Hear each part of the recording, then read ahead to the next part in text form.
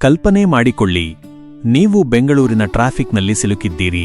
ಯಾರೋ ಒಬ್ಬರು ಬಂದು ನಿಮ್ಮ ಗಾಡಿಗೆ ಸಣ್ಣದಾಗಿ ಟಚ್ ಮಾಡುತ್ತಾರೆ. ಅವರದ್ದೇ ತಪ್ಪು ಇದ್ದರೂ ಅವರು ಇಳಿದು ಬಂದು ನಿಮಗೆ ಜೋರಾಗಿ ಕಿರುಚಲು ಶುರು ಮಾಡುತ್ತಾರೆ. ಆಗ ನೀವು ಏನು ಮಾಡುತ್ತೀರಿ? ನೀವು ಇಳಿದು ಅವರ ಮೇಲೆ ಕಿರುಚುತ್ತೀರಾ? ಜಗಳವಾಡುತ್ತೀರಾ? ಅಥವಾ ಸುಮ್ಮನೆ ಒಂದು ನಗು ಬೀರಿ ಅಲ್ಲಿಂದ ಹೊರಡುತ್ತೀರಾ? ಸ್ನೇಹಿತರೆ, ನೀವು ಅಲ್ಲಿ ಕಿರುಚಿದರೆ ನಿಮ್ಮ ದಿನ ಹಾಳಾಗುತ್ತದೆ, ಮೂಡ್ ಕೆಡುತ್ತದೆ, ರಕ್ತದೊತ್ತಡ ಹೆಚ್ಚಾಗುತ್ತದೆ. ಆದರೆ ನೀವು ಸುಮ್ಮನಿದ್ದರೆ ನೀವು ಗೆಲ್ಲುತ್ತೀರಿ. ಈ ವಿಡಿಯೋದಲ್ಲಿ ನಾವು ಕಲಿಯುತ್ತಿರುವುದು ಜಸ್ಟ್ ಸುಮ್ಮನಿರುವುದನ್ನು ಅಲ್ಲ, ಬದಲಾಗಿ ಪ್ರತಿಕ್ರಿಯಿಸದ ಮಹಾಶಕ್ತಿಯನ್ನು, the power of not reacting. ನಿಮ್ಮ ರಿಮೋಟ್ ಕಂಟ್ರೋಲ್ ಯಾರ ಕೈಯಲ್ಲಿದೆ? ನೋಡಿ, ನಾವು ಪ್ರತಿ ಸಣ್ಣ ವಿಷಯಕ್ಕೂ ರಿಯಾಕ್ಟ್ ಮಾಡಿದರೆ ನಮ್ಮ ಜೀವನದ ರಿಮೋಟ್ ಕಂಟ್ರೋಲ್ ಅನ್ನು ಬೇರೆಯವರ ಕೈಗೆ ಕೊಟ್ಟಿದ್ದೀವಿ ಅಂತ. ಯಾರೋ ಒಬ್ಬರು ನೀನು ದಡ್ಡ ಅಂದ ತಕ್ಷಣ ನಮಗೆ ಕೋಪ ಬರುತ್ತದೆ ಅಂದರೆ ಅವರು ಒಂದು ಬಟನ್ ಒತ್ತಿದ ತಕ್ಷಣ ನಾವು ಕುಣಿಯುತ್ತಿದ್ದೇವೆ ಎಂದರ್ಥ. ಉದಾಹರಣೆ, ನಿಮ್ಮ ಆಫೀಸ್ನಲ್ಲಿ ಅಥವಾ ಮನೆಯಲ್ಲಿ ಯಾರೋ ನಿಮ್ಮ ಅಡುಗೆಯನ್ನೋ ಅಥವಾ ಕೆಲಸವನ್ನೋ ಟೀಕಿಸುತ್ತಾರೆ ಅಂದುಕೊಳ್ಳಿ. ನೀವು ತಕ್ಷಣ ನಾನು ಎಷ್ಟು ಕಷ್ಟಪಟ್ಟಿದ್ದೇನೆ ಗೊತ್ತಾ ಎಂದು ಸಬೂಬು ನೀಡಲು ಹೋದರೆ ನೀವು ಅವರ ಮಾತಿಗೆ ಬಲಿಯಾಗಿದ್ದೀರಿ. ಬದಲಾಗಿ, ಸರಿ, ಮುಂದಿನ ಸಲ ಇನ್ನೂ ಚೆನ್ನಾಗಿ ಮಾಡೋಣ ಎಂದು ಸುಮ್ಮನಿದ್ದರೆ ಅಲ್ಲಿಗೆ ಆ ಚರ್ಚೆ ಮುಗಿಯಿತು. ನಿಮ್ಮ ಶಾಂತಿ ನಿಮ್ಮ ಹತ್ತಿರವೇ ಇರುತ್ತದೆ. ಭಾವನೆಗಳು ಕೇವಲ ಅತಿಥಿಗಳು, ಇಮೋಷನ್ಸ್ ಆರ್ ಗೆಸ್ಟ್ಸ್. ಜಸ್ಟಿಸ್ ಓ ಮಾಲ್ಕಮ್ ಅವರು ಒಂದು ಅದ್ಭುತ ಮಾತು ಹೇಳುತ್ತಾರೆ: ಭಾವನೆಗಳು ಅತಿಥಿಗಳಿದ್ದಂತೆ, ಅವುಗಳನ್ನು ಮನೆಯ ಮಾಲೀಕನನ್ನಾಗಿ ಮಾಡಬೇಡಿ.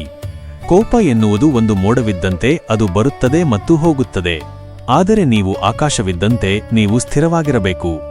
ಮುಂದಿನ ಸಲ ನಿಮಗೆ ವಿಪರೀತ ಕೋಪ ಬಂದಾಗ ತಕ್ಷಣ ಏನನ್ನೂ ಮಾತನಾಡಬೇಡಿ. ಮನಸ್ಸಿನಲ್ಲಿ 10ರಿಂದ 1ರವರೆಗೆ ಉಲ್ಟಾ ಎಣಿಸಿ. ಆಗಸ್ಟ್ 10 ಸೆಕೆಂಡುಗಳಲ್ಲಿ ನಿಮ್ಮ ಮೆದುಳು ಎಮೋಷನಲ್ ಇಂದ ಲಾಜಿಕಲ್ ಆಗಿ ಬದಲಾಗುತ್ತದೆ. ಮೌನವೇ ನಿಮ್ಮ ಅತಿದೊಡ್ಡ ಆಯುಧ. Silence is your shield.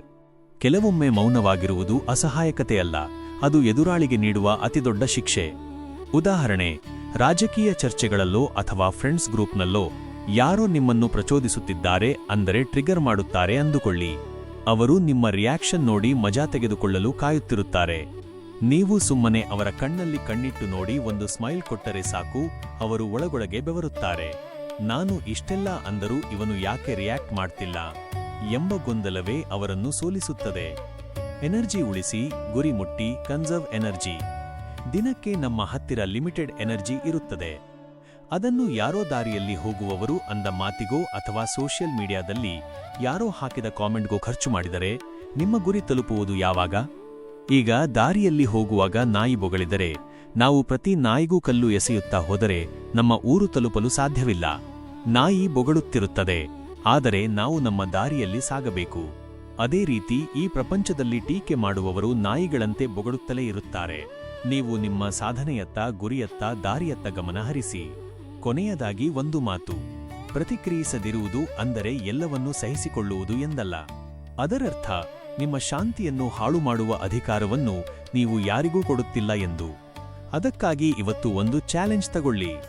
ಇಂದು ಯಾರೇ ಏನೇ ಅಂದರೂ ಯಾವುದಾದರೂ ಒಂದು ವಿಷಯಕ್ಕೆ ನೀವು ರಿಯಾಕ್ಟ್ ಮಾಡದೆ ಸುಮ್ಮನಿದ್ದು ನೋಡಿ.